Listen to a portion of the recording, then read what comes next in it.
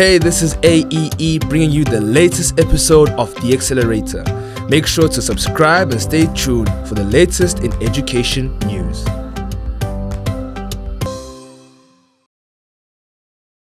Welcome everybody, I'm Bridget Ward from AEE and I'm joined by Vernon David, who is the current principal at Redwood College, Lelicia. I don't think he needs too much introduction, and he's also a pastor in his church. We are sitting down today to chat after the AEE Christian Educators Convention, where Vernon kicked off the proceedings with a presentation that was really powerful. And I just wanted to say to you, Vernon, sitting in the audience, it was such a good mix of vulnerability and insights, and yet some truth bombs that the education sector at large, and especially Christian educators, need to give thought to. And so here we are. Thank you. It's a pleasure. Here we are. So welcome to you, and thanks for joining us. It's good to be here, Bridget. So the first question is, you said something really powerful. You said education is at the center of nation building. Mm-hmm. Now, normally one thinks about assemblies, flags being raised, national anthems being recited, which is all good. Yeah. But that's not what you were talking about. When you say education's at the center of nation building, what's on your heart? So I think one of the things I said was that education's not neutral. Yeah. We're building towards something, and it would be naive for us to think that every education system is building this neutral person without opinions of various things. And I think as Christian educators, we really got to own the narrative on this with regards to what are we building towards? Mm-hmm. Are we building towards traditional values where young people have biblical moral values and building a society that will be pleasing unto God?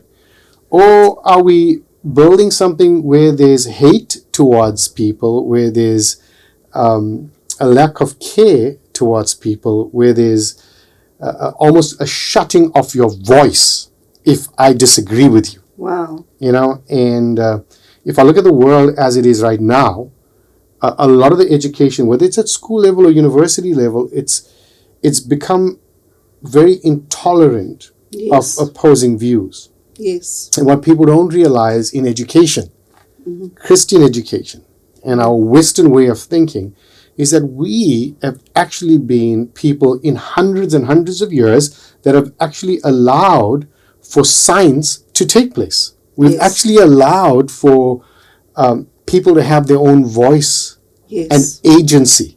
It's actually Christian education and Christianity as a whole that's created cultures around the world that allowed for freedom of thought. Wow. That's real insight, Vernon. And if you look at history and you look at different cultures and societies all over the world, the societies that have evolved and have progressed have been societies that have been influenced directly by Scripture.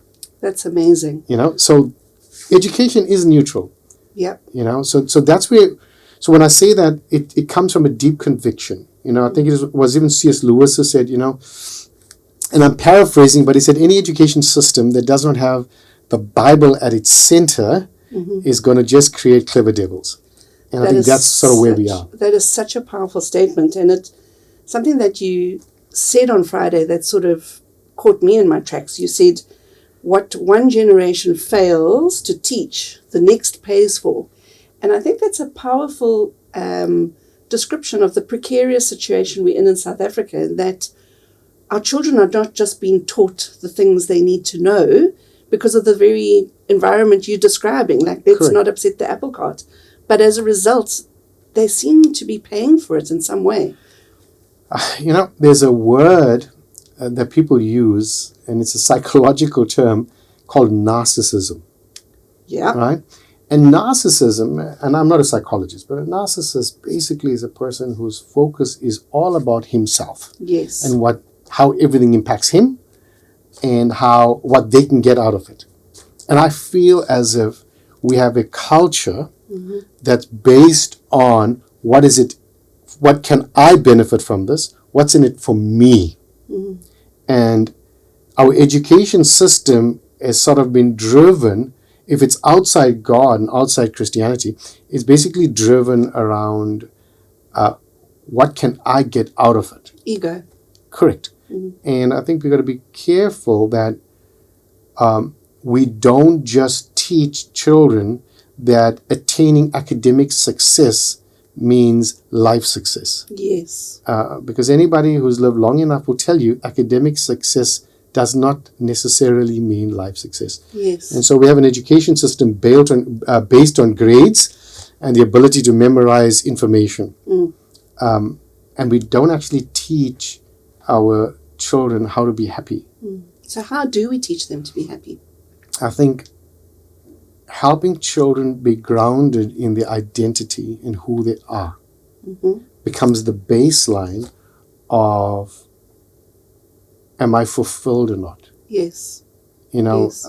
But if we're not anchored and we're continuously moving in our own identity, it's very hard to receive or feel fulfilled. Yes. So work should fulfill you, but it should be an environment and work that speaks into your purpose and into your identity. And I think sometimes these things are not in alignment, and an alignment for me is very, very important, both for a healthy individual as well as for somebody who feels purposeful and fulfilled. So how do Christian schools, like Redwood College, navigate that being anchored in Scripture, but still meeting the requirements of policy, procedure, all these things that we hear so much noise about in the education space, which actually seems to be part of the problem, if I can be so bold? I mean, honestly, if I look at our education space, especially basic education, it is a mess. We have to agree it's a mess. I think even looking at the matric results at the end of the year and all of us applauding it, but failing to recognize how many students actually made it from grade 1 to grade 12. Yes. It's shocking at those statistics. Yes. I could be wrong, but I think it's almost like half the students who start, and you can correct me on this, but they never even make it to finish grade 12 with a bachelor's pass. So it's a huge concern. And, statistics are very funny this way. You could make statistics look very good Yes. or very bad. Yes. And so our Department of Education seems to do this pretty well to put themselves in a better light. But the reality on the ground is that almost 81% of our grades, is it grade 4s, can't read with understanding in any language. Yeah. So it's a concern. The stats certainly are gloomy, and I agree. We have to acknowledge that to a large degree there's a crisis in our education system. But from a Christian perspective, how do we bring hope to that scenario, Vernon? So let me just track back. So how do we do it in a Christian school? I think a very important thing is when you come to a Christian school, we first got to make sure that you have an anchor. Yes. Right? And now, like I shared the other day, an anchor is not necessary in still waters. Yes. But when times get tough and the waves start to come, you do need an anchor. That's when it's all important. That's when it's important. And that's where a biblical grounding of character and values play a pivotal role in helping a young person, as well as people like us, navigate through the waters. Correct. My experience as a principal for almost 18 years is that I've never seen so many young people battle with anxiety and depression. It is shocking. Wow. And I could tell you horror stories of young people, good young people, coming from good homes, Wow. battling to navigate through the world's stresses because they were never really anchored in the first place. And so when you're coming into a Christian school like Redwood, one of the first things we help you with is recognize who you are and how the Lord plays a significant role in your life, that He is the master of your life. Yes. And that no matter what happens, the promise that He says, I'll never leave you nor forsake you. Yes. What a blessing. Yes. What a surety we have in the gospel that even when I put my head down and I feel the whole world is turned against me, Yes. that I can close my eyes with the surety that the God of the universe made a promise, and that was He'll never leave me nor forsake me. Yes. And I think that's something at Redwood and at Christian schools, we find great joy in sharing this truth with the student, both in kindness and in love, recognizing not every student might have 3 or 4 A's in matric. Correct. But every student has a identity. Every student is being called by the Lord.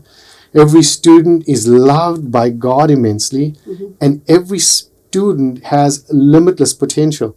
Wonderful. So that's the areas that we're looking at. So we're not, as much as we're excited about students who do well, we're also excited about that student who wasn't doing well and moved a notch up.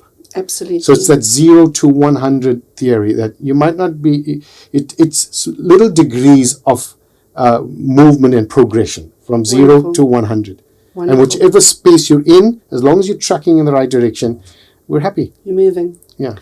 You spoke about, and I asked you about translating these scenarios into hope. And on Friday, you spoke about speaking to your circumstances, or maybe it was, I don't know if it was, but you spoke about remembering God's faithfulness. Yes. Can you unpack that for us? Because it was really powerful. You spoke about rehearsing God's faithfulness. And for me, I think it was powerful for the teachers in the room. Yeah, David's in Psalms 116, he talks about, him being weary and almost facing death. And then later on in the Psalms, he says, return to your rest, O my soul. Yes, that's lovely. For the Lord has done bountifully, some translation says, with you. And David recognizes God's goodness, and an anchor in our lives, even when we're going through the toughest moments, is we anchor it on God's past goodness, even in our present trials. And I think that's important for us to understand. And God does this all the time in the Bible. He goes to Moses, he goes to the Israelites wandering in the wilderness, and he says, do you remember? Remember when I... And so one of our anchors that we have is His faithfulness and His goodness. Yes. And so sometimes, even if you're a teacher right now or an administrator at a school, no matter what you're going through, just remember His goodness. Let His goodness and His kindness and His mercy and His grace be an anchor. So you might be going through tough times, but the anchor of His goodness keeps you. Yes. I feel like it's almost a call to all Christian educators that you're putting out there, that we are in a weary land. We acknowledge there's an education crisis, and as Christians we have to stand firm. Yes. And more than stand firm, we have to rise up and be the hope in this situation. Yeah, it's sort of like I speak, it into existence, and sometimes I might not feel it, but I speak it. David says, I return to your soul. His soul was not feeling rested. So you're not dictated by your present tense. Yes. And by your feelings right now. You're dictated by the goodness of God and your remembrance of that. So when I speak it, I might not always feel it, but I'll say it anyway. Yes. And I think that's why the world, and in the world we see there's such an attack on our identity and our belief. Yes. And that approach will shift the environment and the culture within a school, undoubtedly. Yeah, I think in 1968, there's 2 researchers. They conduct this experiment. It's called the Pygmalion effect. Wow. And the Pygmalion effect is where they got a group of students to go to the classrooms, and they told the teachers that these were gifted students. Okay. And at the end of the research, what they found was that the students who were in the classrooms where the teachers believed that they were gifted produced better results than the students who were in the classrooms where the teachers weren't told a thing. Wow. And it just goes to show that the belief system and the belief in something can produce tangible results. Wow. That speaks to the requirements on teachers to see the individual. Correct. And to be watchful of what their own thoughts are about each individual. Because my belief system is going to dictate my behavior. And that will impact the child. Correct. And it also impacts the teacher. Because what happens is the belief system in itself doesn't change a result. The belief system changes a behavior. Wow. And that behavior changes a result. And so it's sort of like in life, Yes. What are you believing right now? Yes. Because your belief's going to change your behavior. And your behavior is going to change your results. Yeah. And we always speak about children needing to have someone who believes in them. Correct. And it sort of grows their confidence that they can actually believe in themselves. Yeah. If schoolmaster says, go jump over that high jump, no, I can't. Yes, you can. And they do. Correct. And school's all about that. School's about helping children stretch their abilities. It's about moving them to discomfort. Yes. And unlocking potential. Yeah. And none of that is found in spaces of comfort. Okay. That's really interesting. We speak about education, and the conference itself was entitled Steadfast with Heaven in Mind. Mm-hmm.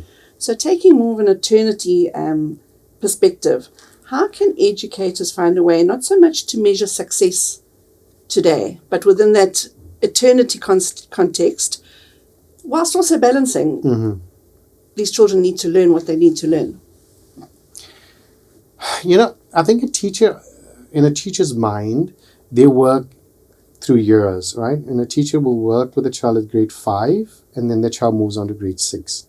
And at the end of grade 5, a teacher will test them, and they'll get a mark which either passes or they fail, and they move on. Eternity is outside time. Correct. And so the measure for eternal value is not that easy, right? So for a teacher to measure that, I'm not sure how that measurement could take place. However, the Bible says, if I believe in the Lord Jesus Christ, that belief in Him is going to open the doors to His kingdom, and so a teacher's there for a season to maybe pour the water or to till the soil or to plant the seed, and God then continues, Absolutely. and God will give the growth. Absolutely. So it may be difficult for a teacher to measure it, but the teacher should still keep going. Absolutely. Because they believe that if they plant the seed, that the Lord will water, and that the Lord will give growth. Okay. And so my encouragement to every teacher is just keep going. Yes.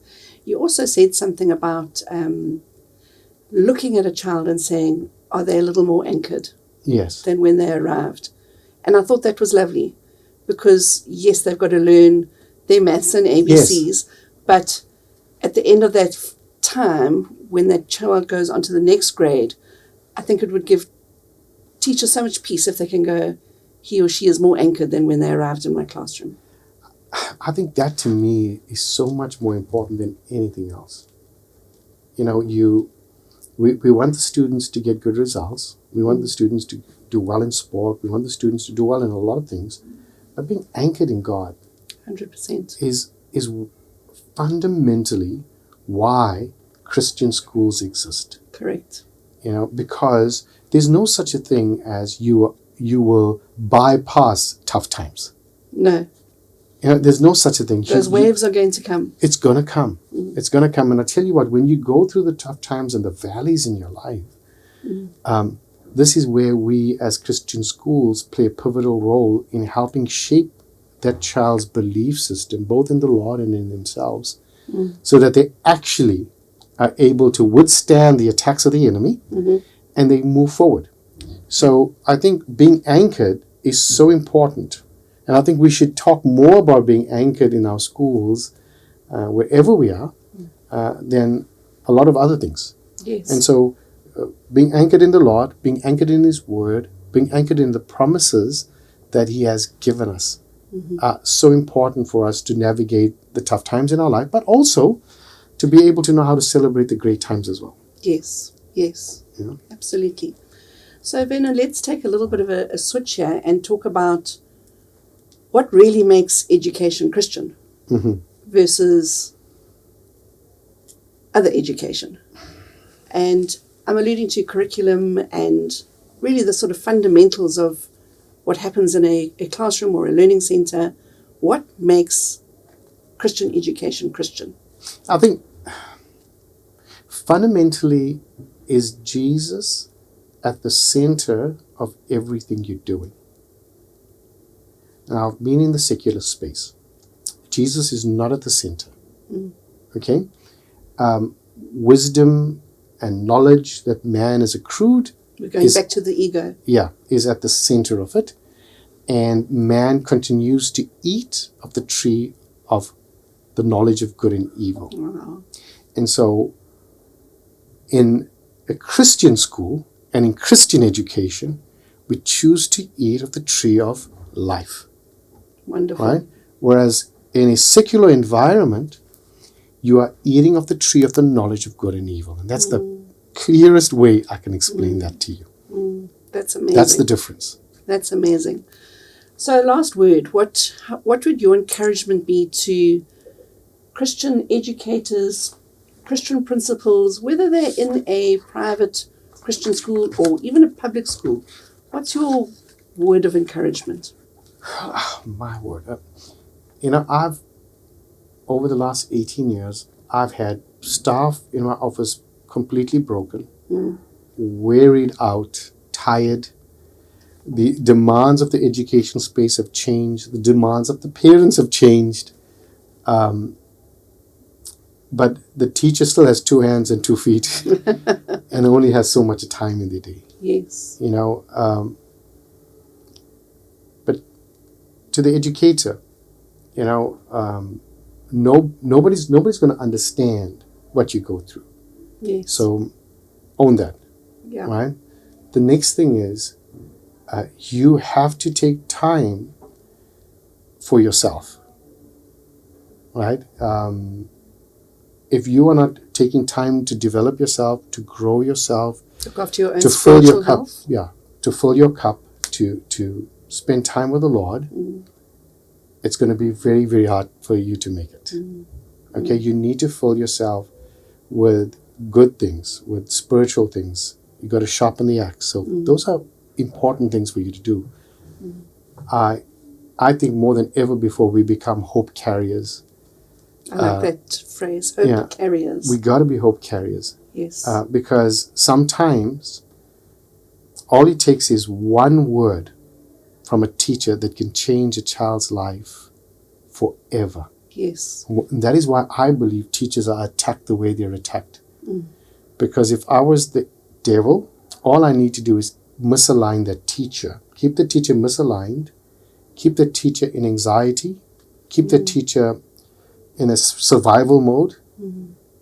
And then once I got you there, you're going to miss all these opportunities to speak life into your children, into your learners in the classrooms. That's so powerful. Stay aligned, stay focused on the Lord, and watch what He does with you. That's so powerful. Vernon, thank you so much for joining us today. And there we have it. From someone who knows education well, but more importantly knows the Lord well. And one classroom at a time, one faithful teacher at a time, we can impact the next generation through Christian education and those of us who stand for it. Thank you, Vernon. Thank you.